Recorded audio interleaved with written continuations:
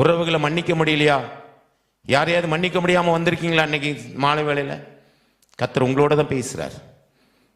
எவ்வளவு கொடுமை பண்ணியிருந்தாலும் சரி, எவ்வளவு உங்களை துன்பப்படுத்தி இருந்தாலும் சரி, நீங்க மன்னிக்கணும். நீங்க மன்னிக்காம நீங்க தேவனுடைய ஆலயத்துல, தேவனுடைய பாதத்துல நீங்க மணி கணக்கா உட்கார்ந்தாலும் சரி, 15 மணி நேரம் உட்கார்ந்தாலும் சரி, கர்த்தர் உன் ஜெபத்தை அருவருக்கிறார்.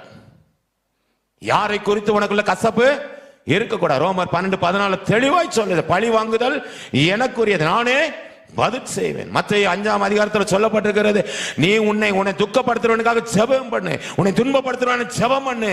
தேவன் தெளிவாய் தெரிஞ்சு வச்சிருக்காரு. இதெல்லாவற்றையும் இறக்கி போடுங்க, உன் மனசு சமாதானம் ஆயிடும். பாருங்க, துரோகிகளா தான் இருப்பாங்க. துரோகி மத்தியில் தான் நம்ம வாழணும். பொய்யில் சூழ்நிலை மத்தியில் தான் வாழணும். பிரச்சனை உள்ளவர் மத்தியில் தான் நம்ம வாழணும்.